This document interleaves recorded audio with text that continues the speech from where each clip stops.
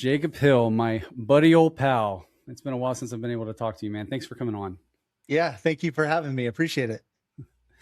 I think the last time I saw you, we were at an airport coming back from what was it? It was the Was it right a boom?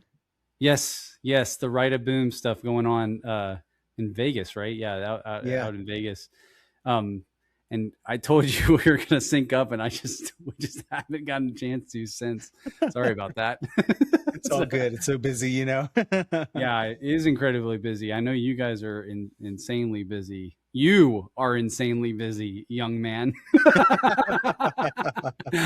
I follow your stuff, on LinkedIn and everything from afar. I wish I was a little bit more, able to connect with you more and more frequently, but I've been following you from afar, dude. I don't know what you're doing and how you do it, bro. I mean, so like today, what does your day look like? Because I know it's been insane. Well, I get up, man, I need to get up earlier, but I get up, try Me to get too. up around like 5:36, start the day, then hit some CertPulse AI in the morning, Oh, work on that, and then around 9 o'clock, start my Summit 7 day, and then try to shut it all down. Try to shut it all down around typical 9 to 5, and with CertPulse AI, we'll talk a little bit more about that. But I was thinking about that the other day when I'm seeing you got your logo. You're asking opinions for your logo, and you got that all settled, and you're getting updates. And I was just thinking, man, this guy's day must be nothing but like work, work, work. But at some point, yeah, wifey's got to come in and like, like what do you, I was just thinking, I was like, what does that guy's day look like? But hey, yeah, now I know you just get up incredibly early, way earlier than I do yeah, already. yeah. I'd like to get up earlier, but you know how it is. Sometimes it's a struggle, especially when Yeah. because Right now, you my got to wife spend just time said, with the family, and that's really important. And then sometimes my son and I are playing games a little bit, and yeah, that's like, all right, let's do one more round, and then it's 10:30. It's like, okay, we got to go to bed. yeah. This is, yeah, we're getting out of hand here. Yeah, no, yeah. My wife, she just had twins at the end, back in May, and we have three other children before the twins came, and so like Yeah, I was used to the night cycle of taking care of squealing baby and feeding and yeah. all that stuff. But dude, like I know exactly what you mean about the tiredness, because oh my goodness, I was not prepared for taking care of twins in the same way that you're taking care of like one at a time. Like that's Oh, I'm hard enough. sure. I'm So sure. Yeah. I know, I get it. I totally get that. Well, Jacob, I really appreciate you coming on. I think you and I have been colleagues, and I've appreciated what you do and what your role in the industry for some time now. In fact, my father-in-law mentioned you, and you mentioned my father-in-law from way back when you worked at on the Marine Corps side of things. Um, and so that there was just a little bit of like a small world syndrome there. So I mean, I Yeah. think we've just kind of had some similar dispositions and personality towards things for a while.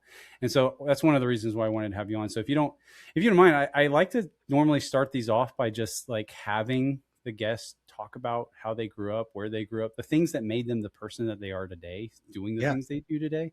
So if you wouldn't mind, I'm an open book, and you can be as open as you want to be as well, and take as long as you want. I'm really curious, and I think others are really curious to hear about where you came from. Yeah. Yeah. Certainly. Well, I grew up in Virginia. I've been in Virginia my whole life, closer to Quantico, away from the DC mess. I think you're closer up north yourself, I believe. Yeah, I'm But west of Fredericksburg. Yeah. oh, okay, okay, awesome. Yeah, so grew up on 2.5 acres, out in the woods. And funnily enough, I'm really close to where I grew up now, and my older brother actually owns the home where we grew up, so it's still in the family, which is really really nice Nice. to see.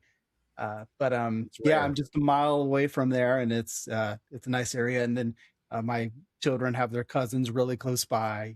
I have 3 kids, so uh, yeah, it's I think it's a great area to grow up in. Heavily involved in church growing up, and that was a huge part of my life, still is today. Yeah. And aside from that, I mean, just play games here and there, work a lot, and family time, and that's about it. What do you play? I'm curious. Been playing a lot of Arc Raiders. Arc Raiders. Oh my good. Wait, are you a PC gamer or console? Yes. PC. Yeah, I Hey, play what the computer, world? yeah. Why haven't we gamed, dude? What the world? I play a lot of I'm probably gonna get absolutely ridiculed by some.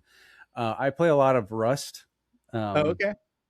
a lot of Rust when I Mhm. get a chance to. Obviously, here recently, I've not had as much of an opportunity. But I used to play a lot of like Escape from Tarkov. I did play a lot of Arc Raiders when it first came out, Mhm. um, and also uh, the other what's the other? Oh, PUBG. Yeah, that's another one Okay. that I play a lot of. So yeah, dude, I didn't know you were a gamer, dude. That's fun. We should play sometime. Yeah, that'd be fun. That'd be fun. You- Yeah, So I so really enjoy that game. And a funny story about, console versus computer gamers. So yeah, we yeah, were trying to get we were growing up, we had LAN parties a lot, yep, because that's like an old artifact today. But uh, yes, growing part of our up, history. yeah, that's right. Growing up in the woods as we did, our internet was terrible. And Yeah, so our friends would come over, they would bring over all their computers, and we would just, play games and goof off, and just have a nothing good like it. time. Yeah, have a great time. So lots of good memories there. So we were trying to get one of our buddies later into computer gaming, and he was an Xbox guy. And Mm. so we finally got everything connected, and then we finally got everything set up, and we were starting the game, and it just blue screened or crashed. We were like, "Welcome to PC gaming." Yeah, yeah, yeah. His inaugural instance. Yeah, there's nothing like trying to troubleshoot a PC that you want to use for gaming and it's having all these issues. I Yeah, that's actually, right. I actually recently had to turn off because I recently started playing PUBG again with my brother, and Mhm. I had to turn off, in the core isolation for Windows Oh, okay. settings for the memory integrity. I had to turn that off because the signatures that come with PUBG aren't trusted and are unsigned. And so like it won't let it execute if that's on and it crashes your PC. Or at least it did mine several times. And yeah, that was really frustrating. That Thankfully we security have stuff, man. Yeah, yeah. thankfully I we have created a ChatGPT sound to help you. mod. Yeah, that I created a sound mod for this other game, and unfortunately, they added integrity checking for all their files, and so then the game wouldn't start after. Come on, guys. Come on. Why do you need security in games? What the world? coming from guys that are in the security world. Yeah. Like turn that memory integrity stuff off. Get it out of here. Yeah, yeah, yeah. So well, that's cool. So you've been in Virginia. I also was in Virginia pretty much all my life. I was born in Munster, Indiana, but yeah, Virginia has kind of been. I don't see me and my family ever leaving Virginia Mhm. either. The one thing that I see, and I'm curious what your thoughts are if you felt the same way. The one thing I see us potentially ever, if it ever became a problem, is just, we're thankful that for the housing that we have now, right? But it's been incredibly tough. And as our family grows, we're a family of 7 now. The house that we're in is kind of tight, and I just don't know if there's going to be really options for us. I mean, yeah, I guess we'll see. But that's one thing that's kept me up at night a little bit, I guess. I mean, I know we're provided for, Providence and all, but I do think that could be a factor that ends up leaving. But I love Virginia and the opportunities for like cybersecurity jobs and government. Everything that you and I both know about Quantico, Fairfax. Everything is pretty much all accessible from here. So it's just one of those things that makes it really hard to think about ever leaving. But I could see that being maybe a factor. I don't know if you felt the same way. Yeah. Yeah, for sure. You said Fredericksburg, is that right? Yeah, so I'm almost to Locust Grove, Virginia. Oh, okay. Okay. There's a little community in the woods, called Lake Wilderness, Gotcha. west of Gotcha. Fredericksburg, Virginia, that we live in. Yeah, Okay. Yeah, because I know the further north you go, man, the more expensive it gets, closer it's to violent. DC.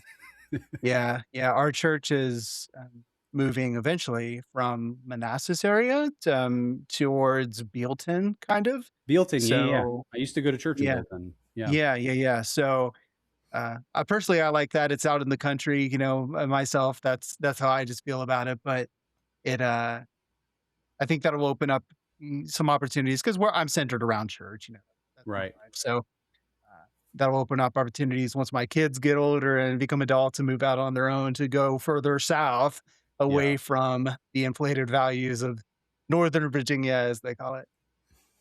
Do you think?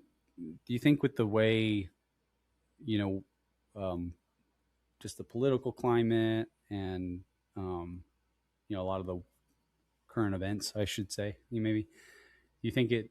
Do you think things are ever going to, at least in a reasonable, within 5 years kind of view? Do you anticipate, you being older than me and having been around the block a little longer than I have? Do you see things coming down or getting less expensive from a housing perspective anytime soon? I don't know, man. I really don't know. I wish I had answers. It seems Me too. like, That's why I'm asking. Give me yeah, an yeah. answer, Jacob. Yeah, definitely not an economics guy. Yeah, me neither. I wish I knew more about that, We're just but dumb cyber guys. that's right. Well, there's something to that though, because, you think about all the possibilities that you read stories or whatever about Yeah, solar flares, and it's like, man, cybersecurity wouldn't do me much good, would it? In that kind yeah, of event. yeah. Or there's this constant mantra of, AI is getting so sophisticated and agentic AI is getting so common Yeah, that white collar positions are going to start to disappear. Um, yeah. I don't know. Yeah, I think about it a lot. I mean, I feel like cyber Me at either. least will have a little bit more resilience just because there's Mhm. the human element of risk management that I don't know if you'll. I know before recently released something about AI based risk management, but also like so it's a AI capability that does human and AI risk management in like one package.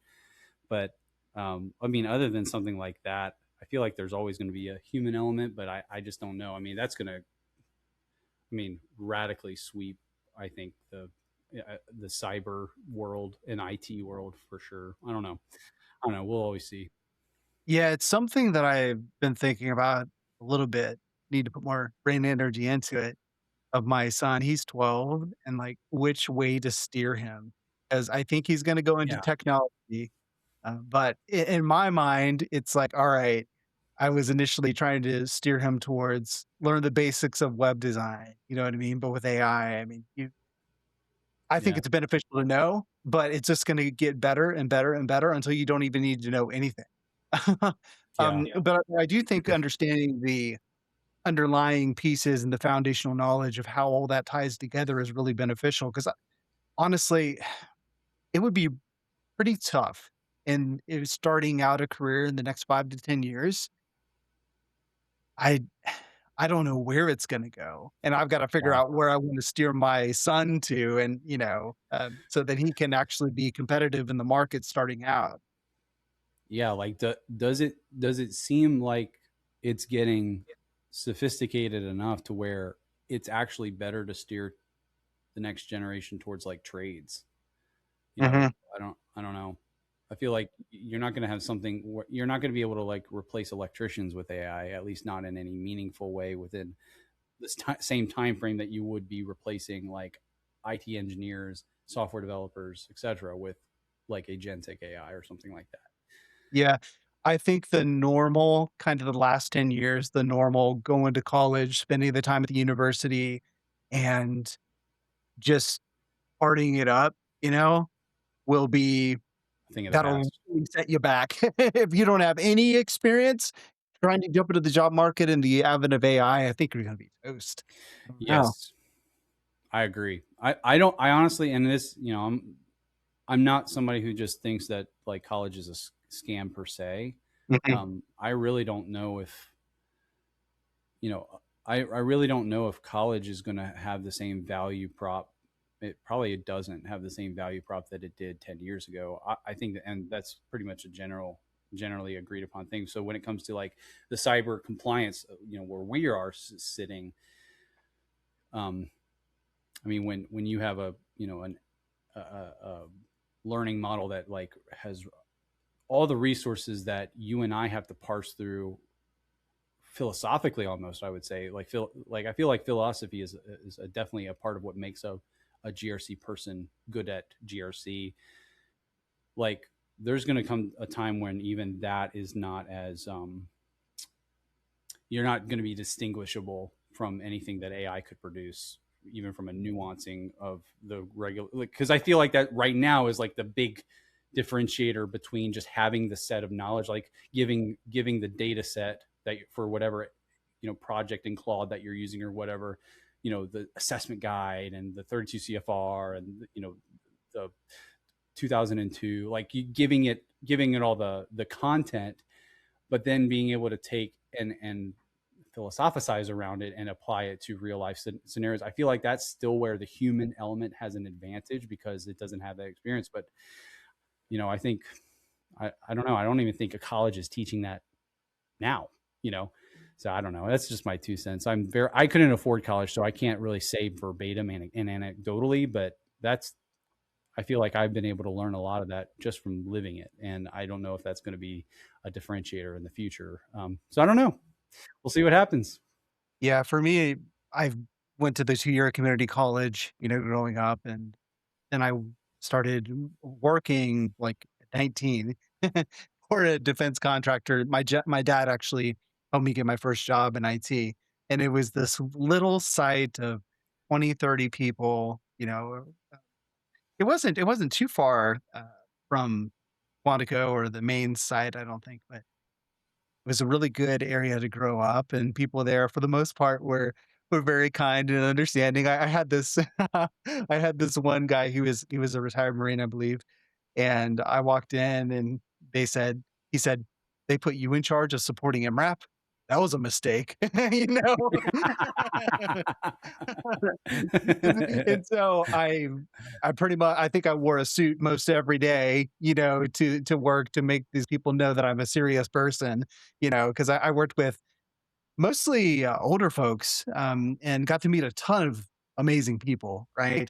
But I think I made an Yeah. impression just based of how I presented myself and uh, tried to play the part that where I wanted to be. You know what I'm saying?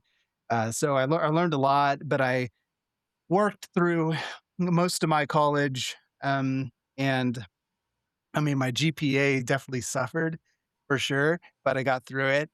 And then I never thought I would have got my master's degree because I was like, I don't need it and I don't want to dump the money and do the investment. But then I saw Western Governors University. I graduated college, I think it was 2011. And then ever since then, I'm like, nah, I'm not doing my master's degree. I don't need that. Well, then I saw people talking about Western Governors University, and this one gentleman that I was connected with on LinkedIn said, "Well, I knocked mine out in about a master's degree in cybersecurity, information assurance, in about a month." And I was like, "What?" Because I saw this guy talking about how he completed his, and was it 12 days? I was like, "What?" So I thought, you just think people are geniuses, but then you actually meet people that are smart, but you know them, and it's like, "Oh, well, we're kinda similar. Maybe I could do that too." So, so He's I lower on the dummy ladder like I am. Yeah, he yeah, seems yeah, like me. yeah, So I yeah. decided to Come take on, a Jacob, give 30-day yourself some credit, challenge. bro. So I decided to make it a 30-day challenge and go after my master's degree.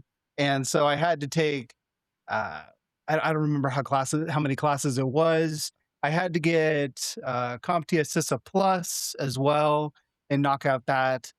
certification exam, and Yeah. then take a few, like 4 or 5 proctored exams, write some papers, things like that.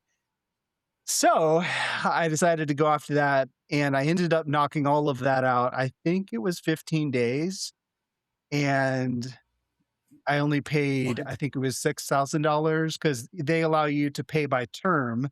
So a 6-month term, Right. and you can Yeah. take as many classes as you are able to and knock as many classes as you are able to within that term. So that worked out great for me. And it's a very lean, light experience. They don't hold your hand. They do have mentors that try to keep you motivated, but I feel like I would not have done well in that type of environment for my undergrad because I was, you know how it is, you just are a different person Yeah. from 10, 15 years ago. So, Yeah. Lectures are really important for me if I'm going to learn something. yeah, yeah. Yeah. But I came into it with a lot of experience at that point. So I knew a lot, and I just had to fill some knowledge gaps here and there. It was almost like that. So yeah, it worked out great. And I think that for folks who have experience, they come in, they're good at taking tests and good at writing, they can knock it out really quick. So that was my master's degree Yeah. experience. Yeah. I've heard a lot of really good things about WGU. In fact, I obviously I never went there. But when I first started in IT, one of the guys that I worked with, um, he was completing his bachelor's through WGU and telling me about, yeah, like the way it's paid for, and you can go as fast as you can or as slow as you want, but it's like a term based, you know, purchasing of of credit hours and stuff like that. It's not actually at the credit hour level. And so I actually referred, I mentioned it to my neighbor, and my neighbor is actually like a healthcare professional. He's going to WGU now and knocking his, undergrad out through it. So apparently it's pretty good. Apparently it's awesome. So I guess we should, WGU, if you're listening to this, we're fond of money. We'll take your sponsorship money. Yeah, Yeah, I'm definitely a no, big that's I'm cool. definitely a big fan. I really think that the approach that they gave and being able to allow you to compress and work at your own pace and not be tied to a lecture schedule is really beneficial. Yeah, I feel like I would struggle, like kind of what you were talking about with the undergrad, but now, I mean, when back then though, back when I had no experience, I feel like maybe, yeah, maybe that's an option. I don't know. I have to think more about it. I hear your reference, and I will take it into consideration, good sir. So you at the time that you went to WGU for your master's, like one thing that we haven't talked about yet is kind of like your career path. So I mean, you mentioned that your dad got you a position, your first job. What and doing you were doing IT stuff and wearing suits every day and stuff like that to kind of show your presence and show your seriousness. And what where I mean, I know your resume is actually quite long. You've got a lot of jobs in your record. What would you say would be the most pivotal ones along the way that have made you kind of put you in the place where you are today? That's a great question. I think probably my last role with a company called Alamo City Engineering Services. I was there for about Mm, 7 years. Great company to work for. They had wow. great benefits and did a lot while I was there. And there's one other position that I'll talk about, but let me focus on that one first. So I came into the job to do a RMF ATO for something called Force Scout, which was being deployed throughout their enterprise network. And so I got that done in a few years.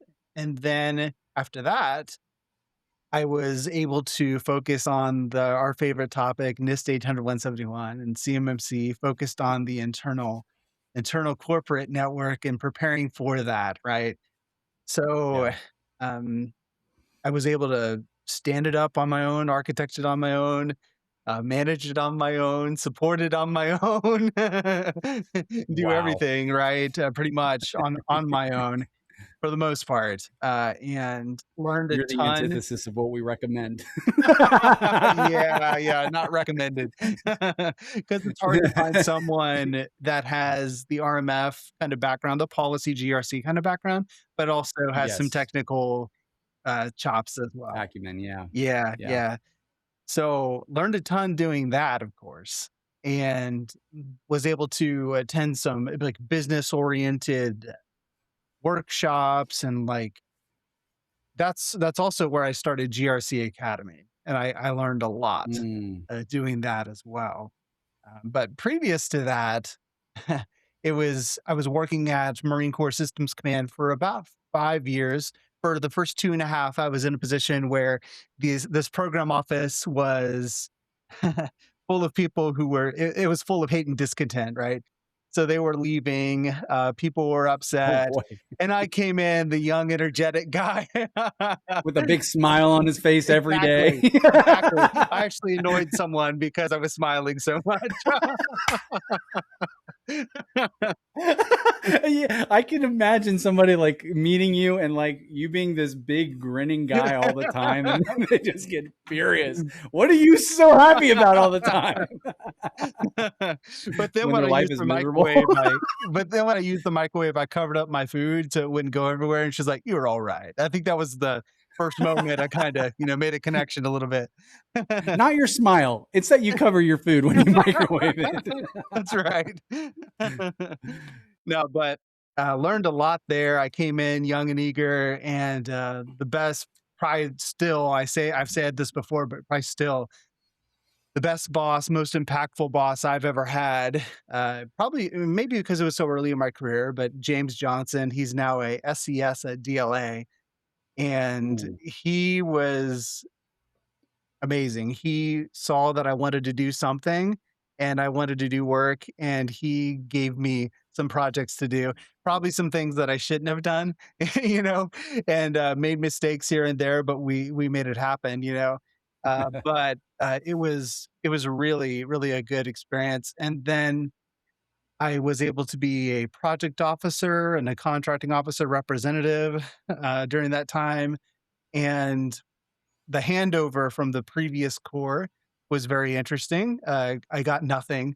Uh, she literally gave me nothing, and so I had to figure out things on my own and work with others, and Oh, uh, fun. so. But yeah, all that, and that was only for a period of 6 months. I was in that role for about, but I got to be a team lead and like all these things, and learned a ton.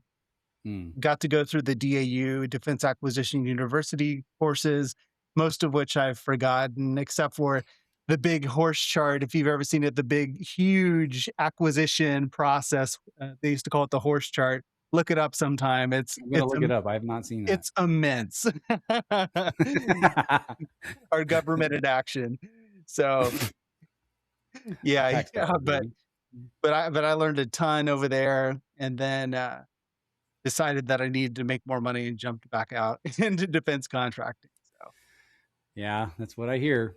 You like get all this experience. It's either one way or the other. It's you're trying to secure something with stability, so you go into the government from a contractor, or it's the other way around. It's like I don't care about stability as much as making more money now, so I'm going to go from the government to a contractor. I've heard that a couple times now. yeah, Um, yeah, that's great. So okay, so your time at the Marine Corps Assist Command. This is one reason why my father-in-law has mentioned you, and I think yes, you mentioned my father-in-law, David Guzman, who is retired now. You know, he actually does stuff for the Spotsylvania County Board of Supervisors. But yeah, so that really prepped you for having like it's one thing to get like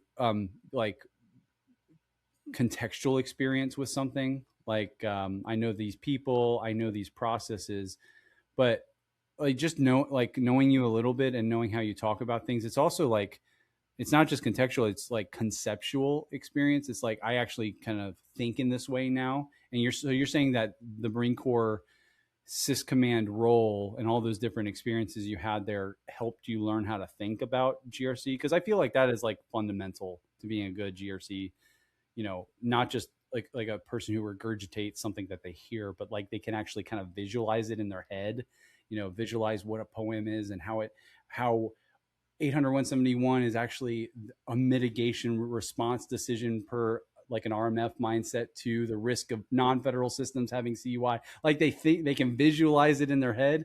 Is that so? You're saying that that's kind of where that happened for you? That was kind of like your training ground.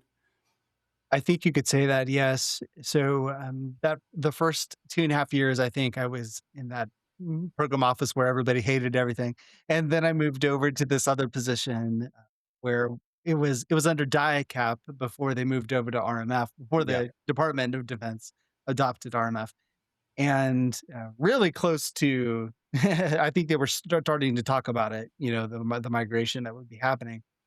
But Right. I got to sit in a position where under DICAP terms, it was the certifying authority. And so at Marine Corps Systems Command, I think they're still the Marine Corps' only acquisition command. So they have all these different program offices building things that will eventually be deployed to the fleet, right? So Mm. um, we were the office that was kind of reviewing all these authority to operate ATO packages going up to the DAA or the authorizing official, which was Dr. Right. Latier back in the day for the final ATO decision. And so got to see a lot of different program offices. I was very, very new to what was back then known as information assurance. So, I was doing actually like a lot of SharePoint work, SharePoint back in the day, building some visualization tools, some management tools to help us manage all of the All things these coming packages. in. Yeah. Yeah, yeah. But my experiences back then have really made me think, particularly about risk assessment and how that's handled.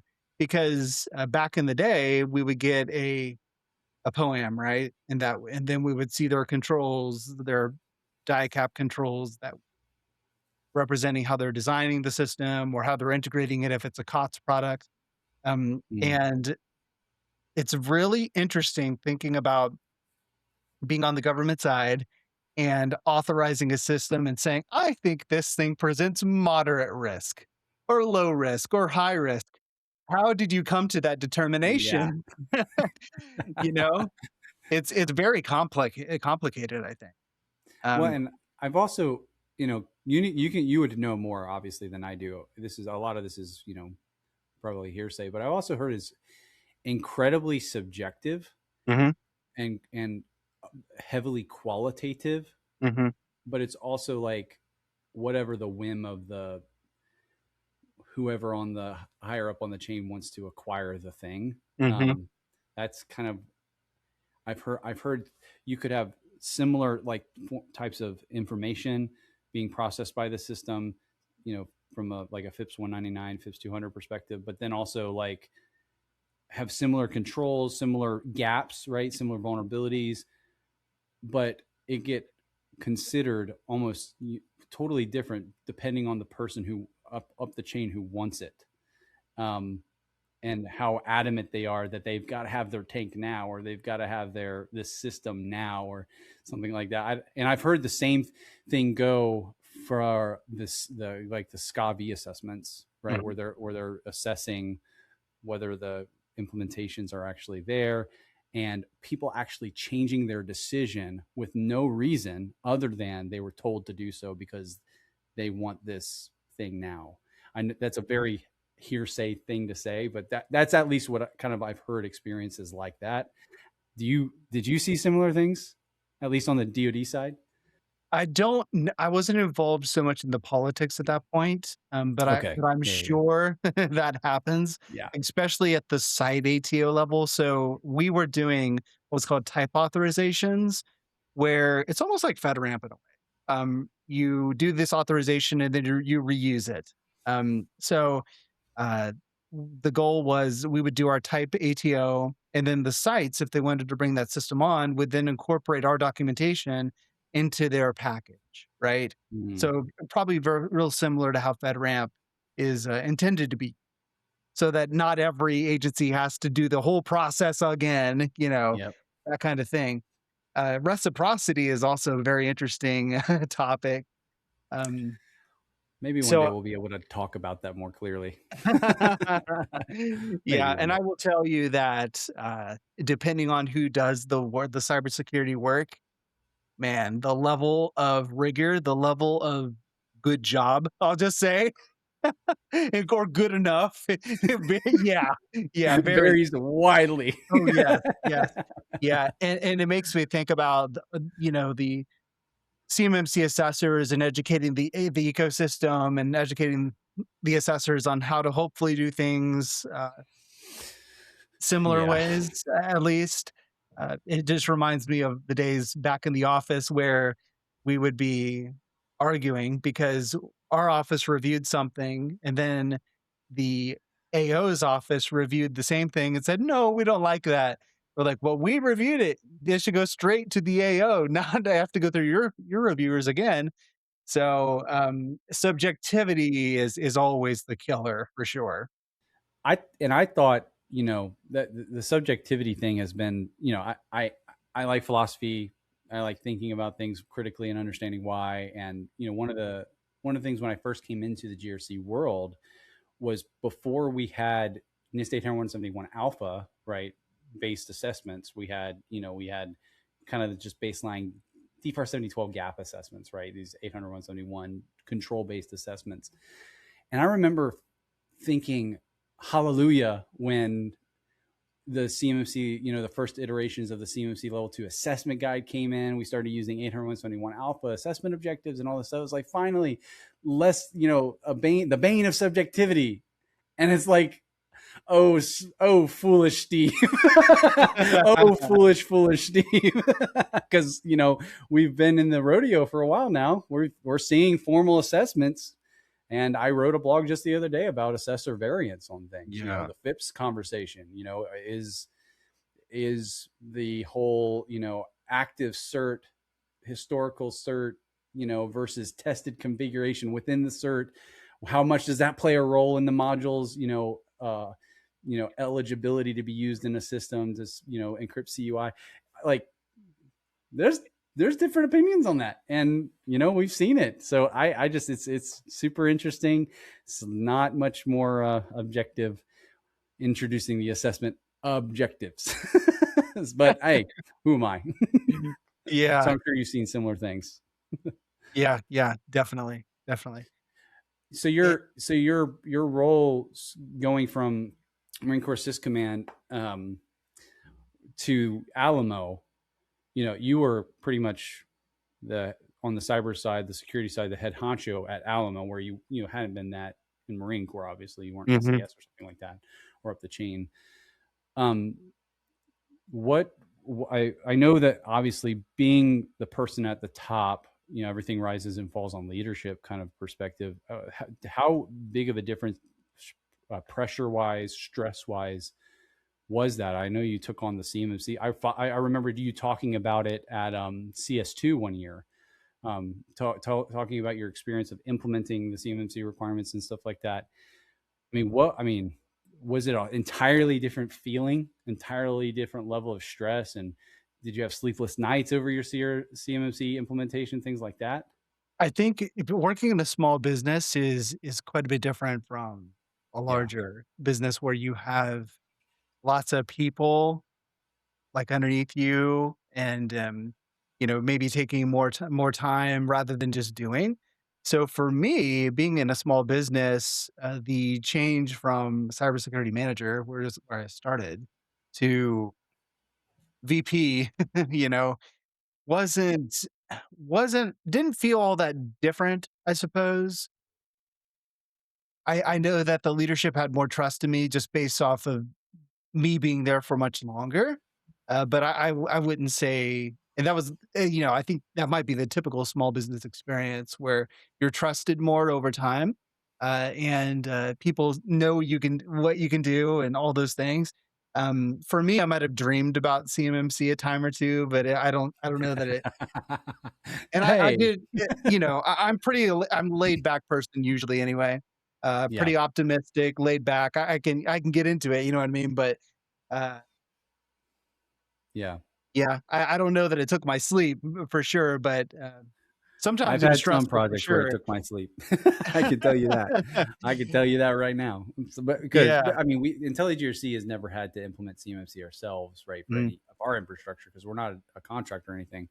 But man, we do a lot of that services work when, especially in the early days when we were really getting off the ground. And dude, I remember pulling 2 a.m., 3 a.m., Oh yeah. meetings with clients because it's getting crunch time on the assessment. We got a couple things we got to wrap up and clean up. But Yeah. this was also before IntelliGRC had like, not to talk too much about Intelli, but this is before we had some features that automated like evidence, like pulling it together to give to the assessor. And so like building out the evidence package manually and all that stuff, dude. I had some sleepless nights. Maybe you didn't because you're so much cooler than I am. But Now I did pull some all-nighters, that's for yeah, yeah, sure. yeah, yeah. But Okay. when I hit the hay, usually I can go to sleep pretty good. Yeah. So Clear conscience. You did what you could. Yeah, yeah. No, that's good. yeah, and I do know it. I feel like there was some of that. Man, am I really ready to take up this position? But what I'll tell Yeah. people is that once you step into it, it's like you acclimate to this new level of responsibility, or even perceived Yes. responsibility, or perceived expectations. You just, it's almost like you just acclimate to, you know. Yes. Yeah, yeah. Imposter syndrome is one of the most healthy things, in my opinion, for Mhm. young, up and coming, cyber professionals, because it does a couple things. It keeps them humble. Yeah. That's super important. Humility. I said it on a post today. Humility is always a virtue, regardless of whether it's in business or not. If anybody tells you otherwise, it doesn't matter how much money or success they seem to have. Virtue is always humility is always a virtue. But the other thing that it does is it's like a catalyst to learning and asking questions and trying things and failing, but picking yourself, getting up when you fail. Yeah, 100%. I agree. That's been my experience, right? So I came in with no college experience, Curiosity. and yeah, Yeah, curiosity is a skill. It's an excellent thing. yes, It's an excellent quality to have, especially in cybersecurity and GRC. yes, That seems weird. I wonder why that's weird. I yeah, wonder what's going on there. And then you find out, there's a big glaring gap that you wouldn't have yeah. found otherwise. So Why does 3118 mention mobile compute or mobile devices, but 3119 mentions mobile devices and mobile computing platform? What in the world is why does it differentiate between like the questions like that have been so helpful, like in just yeah. learning what we're doing. So I agree with you. When you come out of when you came out of Alamo, I I'm curious about some of the details as to that, but you were at the time really focusing on GRC Academy, right? So you had a lot of like curriculums going in there and content going in there, but also you had the podcast. I'm curious, what was that like? What was the inspiration for GRC Academy and the podcast you did with it? And then if you could, if you're interested in sharing anything about the future of those things, I'm curious. I genuinely am. Yeah. Yeah. So I started GRC Academy. I don't remember what year it was. Maybe 2022, 2023, perhaps. Okay. And before that, I had my brother. He has this platform called serveracademy.com and Mm. has IT training on there and all that stuff. And I had dabbled with Udemy. Like I created one course on there. It was too niche to be successful or anything, but I had another friend who did the same. And it was an interesting experience. Kind of learned like, how to structure a course and how to do it well and all that. Yeah. But that was many years ago. It's since been archived and is well gone. But Oh, I was gonna look it up. No, I'm just kidding. but in any case, back then I don't know, I have this entrepreneurial drive as well because I, uh, I feel like We know, work Jacob. We know. yeah, yeah, you know. We know. It's just really cool to be able to build something that's yours. You know what I mean? So, that's that was one of the reasons why. And part of it was just needed some more money and some more income, so opposed to doing some other things that I could have done easier. I was looking at this, well, maybe I can build something here, and we'll see what happens, because I think there's opportunity here. And so I built out the CMMC overview training, and it's interesting what I learned over time has kind of contributed a lot to, I guess you could say, the success of that GRC Academy was for the 3 years or so that I did it. Yeah. Um, because I did web design and web hosting for a long time, and that wasn't really. I didn't make a lot of money doing it, but I gained a lot of valuable skills, right, Mm, doing that.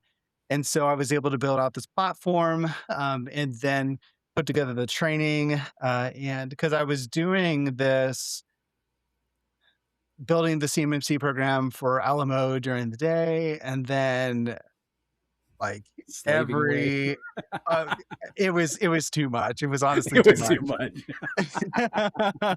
Because eventually I started the podcast and did like 50 some episodes, and uh, Yeah.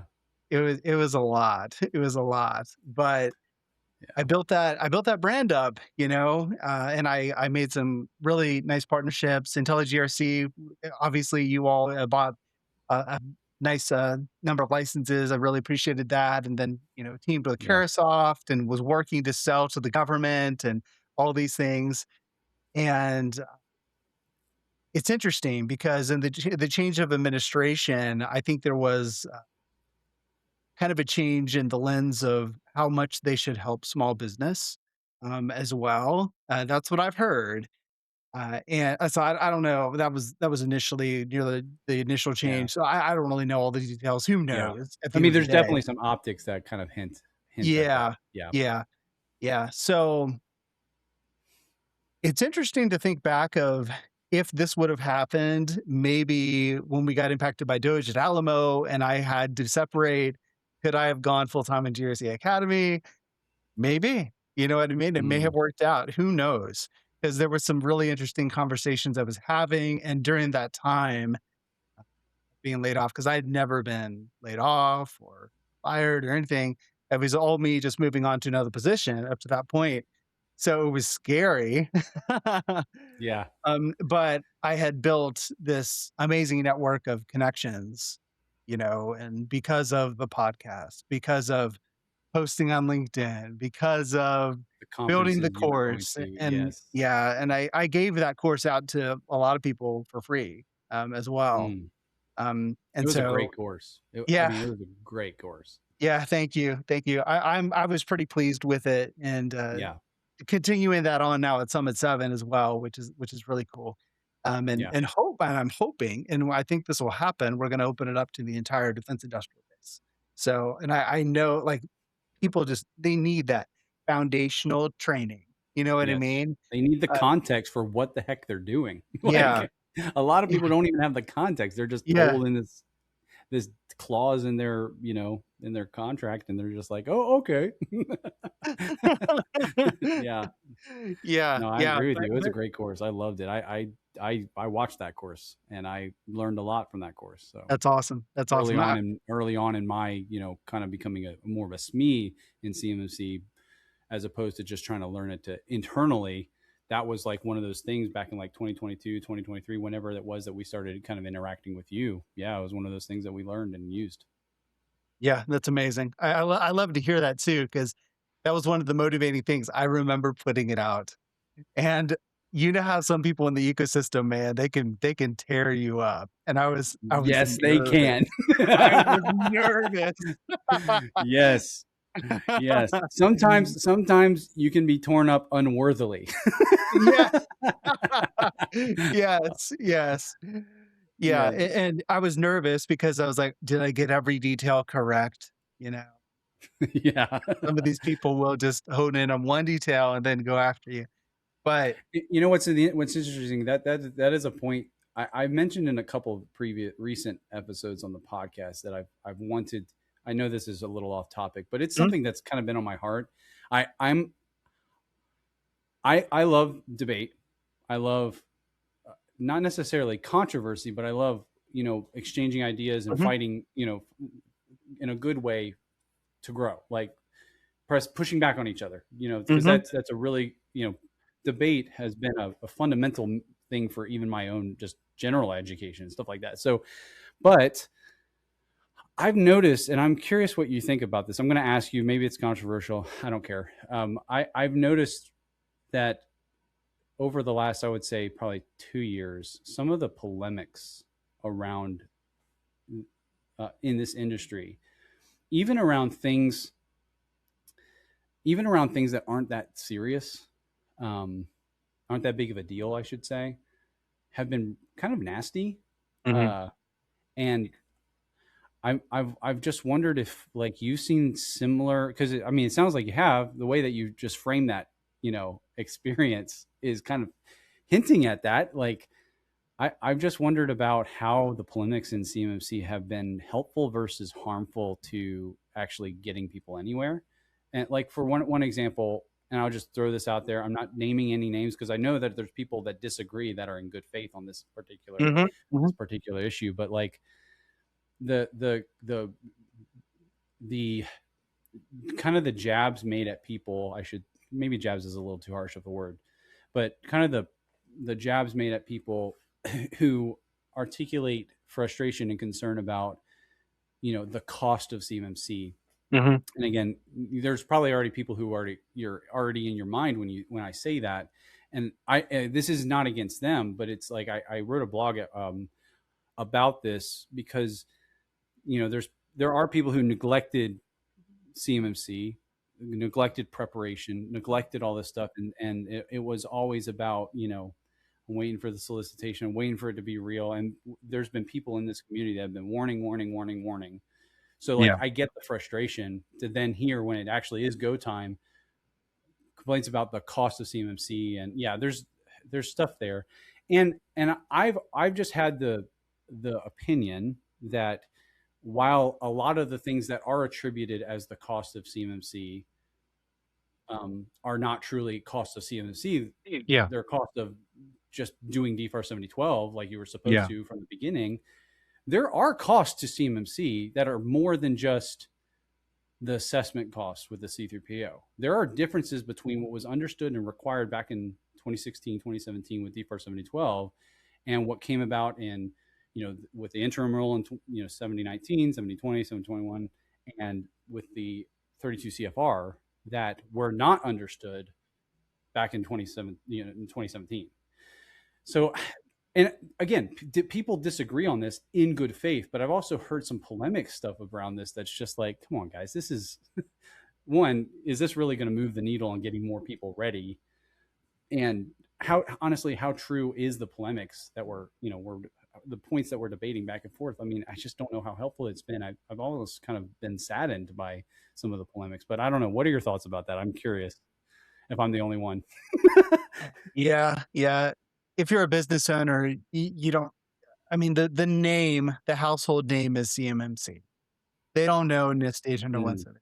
They don't know DFAR 7012. They just hear CMMC is going to make me do this. And it's true. That's why it's there. It's the yeah. it's the independent assessment of making sure you've done some other things for the most part, right? So I do think that the CMMC ecosystem, as in the professionals, the consultants, the assessment folks, need to be careful about not alienating the businesses that actually have to do it because they're the ones who have to provide the funding and all that stuff. Now, there Yeah. are folks who have just straight up lied and have been dishonest. And I'm not including them in this at all. You know what I mean? But for new people coming in, the defense industrial base, it's a high bar, mostly Mm, because, yes, of the implementation costs, but also, there's that 50K, whatever you got to spend to get assessed in addition. But it's it's just the cost of doing business with the Department of Defense or Department of War, because we have this CUI, we got to protect it. If you can't implement the security to protect that information, you should not be in this business. That's yeah. that at the end of the day, it's a business decision, right? And you're probably not going to get away from cybersecurity compliance anyway, because if you work for a large company, they might levy ISO 27001 on you, which is also the same thing by a different name. Yeah. Pretty similar at the end of the day. Yeah, yeah. So I It's the contractual obligation at the end of yes. the day. We're not just talking about some ethical, moral thing, that we're not talking about criminality. Hmm. We're talking about just you doing your end of the bargain for the contract that you agreed to. So yeah, I totally agree with that. I mean, not to say that cybersecurity doesn't have an ethical component to it. It does, but I'm just saying that, there's big misunderstandings as to the basis for a lot of this, I think too. And that's like a training like yours that gave that context is, I think, honestly missing from still a lot of people who are trying to figure out and still saying, why do I have to do this? Will it ever be repealed? Well, all these different things that, yeah, that we've been talking about and fighting disinformation or misinformation about, so Yeah, yeah. yeah. Right, right. So yeah, so so GRC Academy is going well, and then something switched to where now you're working at Summit 7. Do you mind sharing some details and some context for that, as much as you're comfortable? Yeah, certainly. So things were going well at ACES, Alamo City Engineering Services, and I had felt really secure, over there. Was thought I would be one of the most secure people over there because of I was the guy, working with a wonderful person named Ashley Vasquez. But we got impacted by Doge, right? I had to move on, and I had some time. I had a few months, I think, maybe 2 months or so, to kind of figure out what I was going to do. And so eventually, I started reaching out to people on LinkedIn, and I was doing like that back work right before the explosion. And then eventually it happened and I was laid off and it was not a fun time. And Mm. I put out the post on LinkedIn that I was available. My inbox exploded and people were like, "We should talk." I'm like, "All right, that sounds good." Because I was at that point in time, I was like, "I have some really interesting opportunities here with GRC Academy," and I really did. So, and I was talking to even people about maybe investing, money into it, because I wasn't in a position where I could go out and launch out on my own at that point, unfortunately. Right. Yeah. If I was, things may have turned out differently, but and at the end of the day, I think it turned out, perfect, which is amazing. But Yeah. I wasn't sure what was going to happen. I didn't know what I was going to do. I didn't know if I wanted to go for another company or try to talk to investors. And I was having some serious conversations in that way. Uh, but at the end of the day, after all these conversations, I had 3 positions, that I was considering, and I think it was 3. And one I can't remember what happened with this one, but there was this other one that I was very interested in, and, they delayed, right? "We'll get with you. We'll get with you. Don't worry." And then they kept saying it. So I Can't do that in this industry, baby. yeah, yeah, that's not a good thing. Yeah. This was the first time I was in a position where people actually like, my door was getting pounded, you know what I mean? Because normally it's just you trying to Yeah. get an audience with the hiring manager, you know what I mean? So, I loved Yeah. that, that was amazing, I was really And you've thankful. made a significant name for yourself in this industry. Like, you're an asset at this point. Yeah. Yeah. Yeah. Yeah, yeah, very, very thankful to be in that place. So, I Yeah. was going to go with this one company that was not Summit 7. And, and Scott told me, "Hey, if you if you make a decision, call me first, before going through with it." And so I called him. I was like, "Ah, Scott, I I love Summit 7, I really do. However, there's this interesting opportunity and I think I might take it. And then we start talking and The back and forth. yes, yes. Yes, and all this time, I'm still not sure what to do with GRC Academy, you know what I mean? Because I was thinking, well, maybe I can continue it, maybe I can transition over to it, uh, because I really would love to do my own thing, and, how it worked out was Summit 7 acquired GRC Academy, and, then I re-recorded the course, it's available to our customers now, like I said, I'm hoping, uh, hopefully, I don't know, hopefully this year, I'm really, really hoping that it would be available to the entire defense industrial base. But uh, Yeah. it's good to see that continue on, and I think Yes. that Summit Seven being the big player that they are, having Yeah. that and being able to offer that at scale, is Yeah, it's content. It's content that like people know and love, but it's also like making it accessible from a trusted company that yeah, has like their marketing capabilities and funding and backing and all that stuff. Yeah, it's just I don't know I don't know how there could have been a better outcome other than if you had like received funding and more partnerships or something like that. But like this was sounded to me like a great outcome for GRC Academy. yes, yes. I think it was the perfect outcome. I couldn't have arranged it better. I don't think. Now I'm working on CertPulse AI, which is, the, SaaS platform to help people manage their certifications and all that good stuff. So I'm pretty Yeah, excited that's what I about wanted that to ask one. you about next. Because I've been following again, I've been following a lot of your stuff. I mean, we're pals, buddy old pals, and I try to stay up with people. And the CertPulse thing has been fascinating for me. Not in the sense that like it's the most crazy idea or something like that, but it's fascinating to me that there's not been anything else like it really thought about. And then when I saw you do that and start talking about what it is, I was like, huh, what, why hasn't anybody else talked about this or thought of this idea? It's like, yeah, of course it'd be Jacob coming up with a pretty much brand spanking new idea. So first off, for people who don't know what it is, what is CertPulse AI? Mhm. And then where did the idea come from? Like, what was the heart behind it? Yeah. So it's a platform, not launched yet, hopefully early access in the next few weeks, maybe a month or 2, who knows?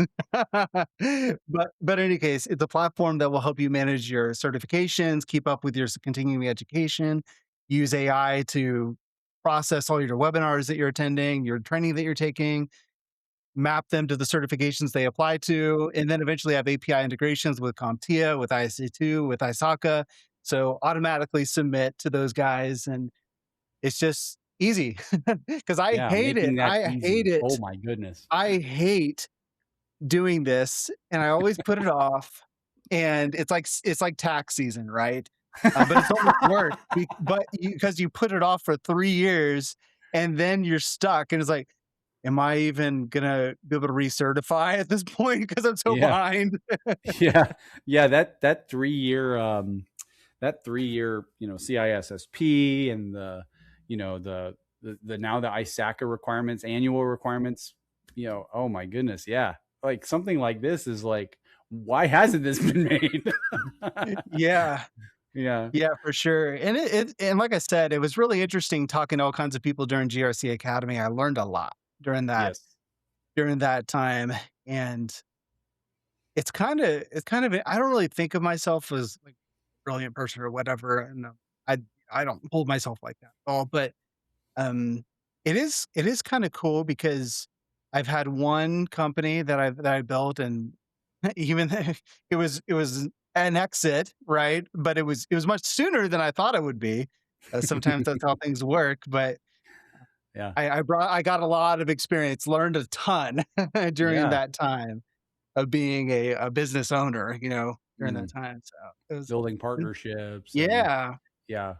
So with CertPulse AI, you talked about the API stuff. I mean, have you already had pretty big conversations with these key players like ISACA and ISC2? Like, I'm sure there's a lot of like security validations for using their API and everything that you gotta get through, right? So, I mean, what has that process been like, and how far are you along? I mean, you mentioned early access is right around the corner, so yeah, you must have done a lot of Yeah. work already. Yeah. So I'm still in the beginning stages of all of that, trying to build the relationships. I've had one really good conversation with a very, very large vendor, and one of the major ones. And they were pretty interested in it. I think they obviously want to see the product launch happen and all that stuff. And they brought up some interesting ideas that I never would have thought of, like using me as a validation point for evidence that's being submitted to them, you know? Hmm. And I was like, that's interesting. I think from a business risk standpoint, it'd be better for them just to let my customer submit to me so that they're not handing me their customer information. You know what I mean? Yeah, Um, but yeah, I mean, it's interesting just how these things are negotiated and yeah. how these like just idea and brainstorming during I these mean, at that point, you'd conversations. be talking about staffing a position, right? Because like, Mhm. how much time are you going to have to really sit and validate individual like claims put in to say, hey, I attended this webinar, here's a receipt of the or of a conference that here's a receipt of like those different things that Mhm. you submit. Like, do you see yourself having availability to even do that? Like, Well, that's the process is a user will come into the system or they'll forward an email, and then the AI will do the analysis. It has the vendor CPE policy, so it knows what actually applies that certification. It also will have the vendor like the certification exam, the domains that apply, and so it does all that mapping, and then it presents the user. It says, "Here's what we think maps. Do you agree?" And then really on the user to validate that. And as ah, the AI gets smarter, you know what I mean? it'll be It will quicker, more accurate. yeah, Yeah, yeah, yeah. yeah, What yeah. what is the AI backend that you're using? If you don't mind me asking, if Oh, this no, is no. too much Yeah, details. it's, Azure OpenAI. Okay, good. Yeah, that's what we Mhm, use in Intelli. Yeah, for mhm, Evan and Alfie. Cool. mhm. Love that. I'm really having a hard time, though, getting my quota request accepted. Yeah. Yeah. Well, I don't know how to help you there, bud. I mean, I guess we could talk to our developers and see what they think. Hey, shoot us an email sometime. Maybe we can help. I don't know. I Yeah, don't man. want to. Yeah, it's Yeah, in the Microsoft black hole somewhere, I don't know. yeah. Here's the big question though. Mhm. Here's the big one. When is CertPulse AI going to be FedRAMP moderate? Class C certified. Well, Because I of was in course, because of course you're an SBA, obviously, and then of course all SBA CSPs need to be FedRAMP, right? oh my goodness. I know. Dude, I still hear that. I just wrote another blog readdressing because we keep getting people asking, when is IntelliGRC, is going to be a CUI asset, for us, so we need the FedRAMP, or it's an SBA, so we need the FedRAMP, and I was like, how many times do we need to talk about this? I know. I'm not trying to complain, I guess. Well, I guess I am, but it's because there was that comment that was left in the preamble to the final Mhm, rule, right? That's still there to this day. You can go mhm. look at the preamble, and it says SPD must be protected in Oh, commensurate yeah. as with CUI, and therefore the FedRAMP requirements apply. Okay, it's a comment. Everybody who has spent time at least hearing the response to that from knowledgeable people in the industry know that it's not authoritative. It was a Yeah. comment, it was a botch. But the thing is like I heard a C3PO say that to me, Mm. and it's like, okay, we have even people in that are acting in an official, not a C3PO, it was a lead CCA, say that to me and bring that up in a conversation, and it's like, okay, we've got a lot going on. First off, the consolidated rules just were finalized ahead of schedule. So the whole world of FedRAMP is changing. I'm going to be writing a blog about that because like people need to know Yeah. that. But it's like we're still having misinformation about this particular concept of, guys, SPAs do not need to be FedRAMP. Only CUI cloud service providers need to be FedRAMP. That's right. Yeah, so it's like but this has been going on for years. This quandary has been going on for years. Like, I don't know. Do you see, even with like the FAR CUI rule and the new changes for FedRAMP, like, what do you see the solution being to propagating the information faster than it has been before? Because we're still receiving I these wish claims. CMMC could just get out of the rulemaking mess. I really love what FedRAMP is doing. Honestly, I wish it could happen. Yeah, I mean, I like the consolidated rules. I think I think the whole Swift concept and moving things along faster is going to be good, for the industry. I mean, maybe. I mean, we haven't seen a lot yet, but Yeah. And I I just think feel like it's so hard to propagate information clearly to everybody, all the stakeholders who need to yeah, know it. yeah. I don't know. I think also, like, how Pete and team over there at FedRAMP have put together their doc site. I was looking at the Yes. preview doc site. I think now the real doc site is live. I love that. It is just so clear and concise. I really wish that we could have a central doc site for CMMC, and also something that would be really handy is MITRE ATT&CK, right? How they have a catalog of attack techniques. Wouldn't it be nice if we had a catalog of logical isolation techniques? Wouldn't that be cool? That you could map and have a standard Yeah. catalog, you know? And wouldn't that Yeah. make everything so much easier? Yeah. Or Opposed like, to, yeah. like a paragraph and like a teeny, like a sentence is the examples they give you, you know? Yeah. Or like a clear, like a catalog of what we mean when they say, take another example that's still murky. I don't care what Mhm. anybody says, it's still murky. Security protection data.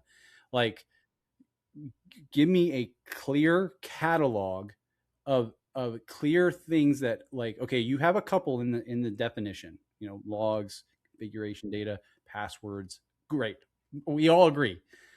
But what about other things that, if it were to be compromised, could lead to the compromise of CUI assets, right? Like training records, knowing who's not been trained in the company. There was a long period of time, and everybody keeps saying that it's a technical type of data because those are the only examples given in the definition. But it's like, it doesn't say that. It says include, but is not limited to. If anything, that's the most vague it could be, right? So I agree with you. Like, having like catalogs and easy. I love how on the consolidated rule, it's almost like GitHub or something, almost, which it was built in GitHub. Like, it's the searchability of down to the very Yeah. unique, term as you're like typing it in, and you see all the pages filter in and out. It's so quick and it's so like Mhm. searchable. Anything like that would be helpful for like some of these more nuanced things that we're squabbling back and forth on in Yeah. CMMC world. Yeah, yeah. Putting the guidance, the scoping guidance, the assessment guidance as part of Yes. the rule. I just I don't know if there was any way around it, but it's like, Hey, you should did build we it. have to? You should build it. Build it and then sell it to the government. Come on, Jacob. You have the idea, Mr. Entrepreneur.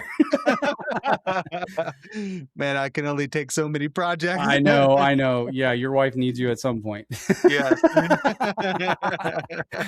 what do you think is, with the consolidated, I don't know how much time you've gotten a chance to look at them. I've I looked at have them it. some with some internal people because we have some FedRAMP stuff for Mhm. Intelli.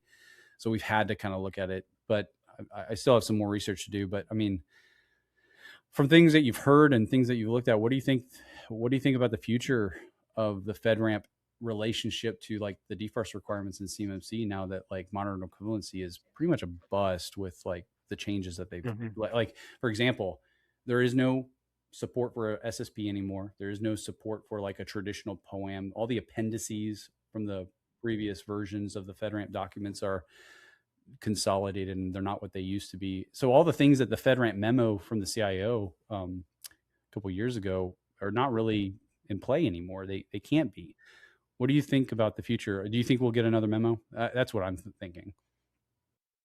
I think we should. Yeah, I believe that hopefully would come soon, especially with the terminology changes, because we have that's what's gonna create so much confusion. Because then people are like, "Great, I got a 20X moderate, class C, I'm good to go." And the Department of War does not recognize 20X yet. Correct. And Yeah. so it's interesting to see FedRAMP leading the charge on all this automation and all the things that they're doing. Whereas the Department of Defense back then, led the charge with 800-171. So I think that I would imagine that most agencies are kind of watching 20X happen and be like, that's interesting, and kind of waiting to see how it turns How it out turns out. before they choose to accept it and have the reciprocity and whatever, the terminology would be. But I really am a big fan of Pete Waterman and the work he's doing and just how much Yeah. transparency they've been able to have over there and being able to work with their community and just how collaborative it's been. That's how it seemed to me. Yeah. I'm not a The FedRAMP preview. expert, but it's Yeah. like, yeah, it looks like the right way The to do it. preview of the CR26 has been like, they had comments at the bottom that anybody could post to. Like, Yeah. that's risky. But hey, they were that dedicated to collaboration, and like, that's risky. But yeah, no, big kudos to Pete and the team. Seriously, big kudos. I'm just and you made a good point. Maybe they're paving the way, and other people are standing on the sidelines watching to see how to implement for themselves. Kind of like how the DoD with CMMC, and now we have the FAR CY rule and the proposed rule. I'm a little concerned, I think, because with the recent FAR CY proposed rule coming back on the table and the big overhaul, they're still enshrining, moderate equivalency and kind of not the quite exact same wording, but it's Yeah. still kind of there. And they use the DoD's ODPs for Rev 3, so it's like, I don't know if it's gonna. I don't know how quickly. I guess I should say it this way, because we're in CMMC world now. People are getting certifications now. I don't know how quickly we're going to get something that will clarify these points before we start to see some hiccups in assessments. That's what I'm most concerned about, is like hiccups in assessments, even for our customers or our partners and their customers. Like, if FRME is not what it's going to be, or not what it used to be, or can't be what it used to be, what are we going to do about these companies that have been depending on them? I know it's been limited, but still there are some. I don't know. What do you think? I mean, it's interesting.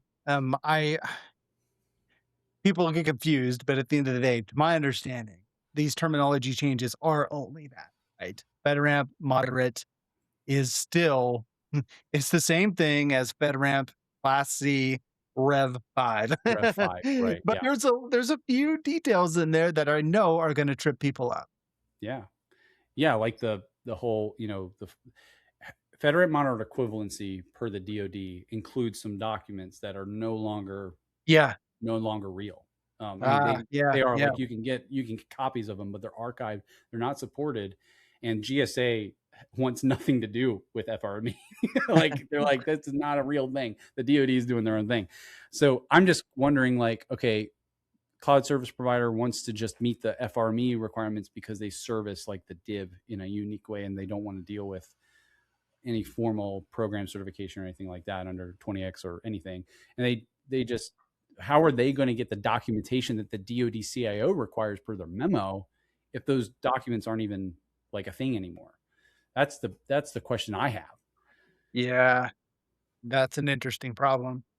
Maybe they just Hopefully use we'll the see new legacy stuff. guidance I don't know. eventually, man. That's interesting. Yeah, I don't know. How are you thinking about things in CMMC world? I know, being with Summit 7, I mean, you guys are right there in the limelight of everything. You probably are getting the most variety of experiences. What are you, like, recurring misconceptions you're still seeing with the team, and hearing from customers? Like, what are you seeing? Yeah, it's interesting. So I am on the corporate side, not delivery. So it's very much similar to my previous role where I'm the Yeah. corporate, but I'm only doing cybersecurity now. Not Joy Beeland, my friend over there, is doing compliance, and so I'm focused in on the cybersecurity aspect. But I still do hear some things in the delivery side, not so much focused on all the problems that they're having at that level.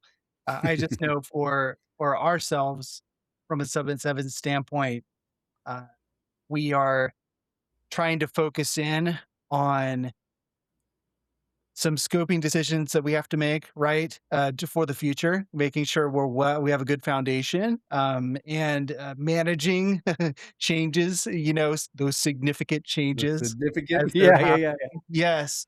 Yeah, because Hear that's a that, whole nother. everybody? Even Summit 7, they got to think about scoping. Everybody's got to do it. And managing those significant changes, right? Yeah. It's that's something that has to be taken care of also, and so there's a lot of moving parts for sure. I mean, once you get your Yes. certification, the mantra is, as we all know, it's that's not the end, and that's very true.